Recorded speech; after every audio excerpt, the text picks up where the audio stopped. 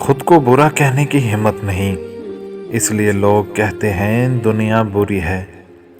نصیحت کریں مگر کسی کو شرمندہ نہ کریں، مقصد دستک دینا ہوتا ہے، دروازہ توڑنا نہیں۔ مجھے یہ احساس بہت سکون دیتا ہے کہ قیامت کے دن ہر چیز کا حساب ہونا ہے۔ مجھے اب ان لوگوں کے دیے گئے زخموں پر دکھ نہیں ہوتا، بلکہ ترس آتا ہے۔ 3 چیزوں کو ہمیشہ چھپا کر رکھنا چاہیے: دولت، عورت اور جائیداد۔ اگر لوگ تمہیں کسی مصیبت میں نہیں ڈالتے تو تمہیں چاہیے کہ تم بھی انہیں کسی مصیبت میں مت ڈالو۔ اپنے دشمنوں سے زیادہ دوستوں کے شر سے ڈرو، اس لیے کہ لوگوں کی عادت میں بکثرت خرابیاں واقع ہیں۔ اب تمہارے دشمن تمہیں دوستوں کے ذریعے ہی نقصان پہنچائیں گے۔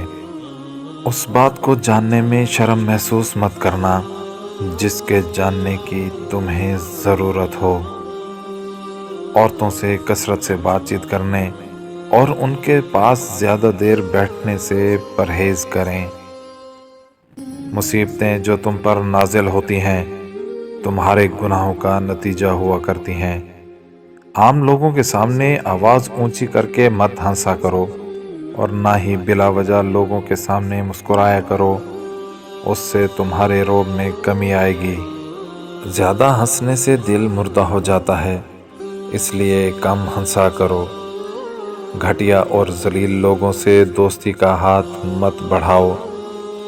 اگر علم کو دنیاوی فائدہ حاصل کرنے کے لیے سکھایا جائے تو کبھی بھی وہ دل میں گھر نہیں کرتا۔ اگر تو 10 برس تک بھوکا رہے اور تیرے پاس کھانے پینے کے لیے کچھ نہ ہو تو پھر بھی علم سے منہ مت موڑ۔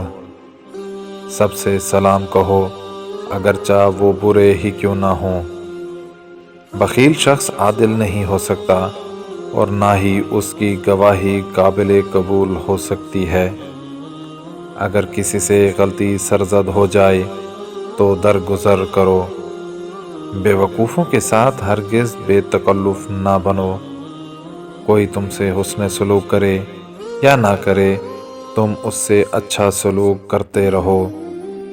عرش والے کی عطا تمہاری عطا سے بہتر ہے۔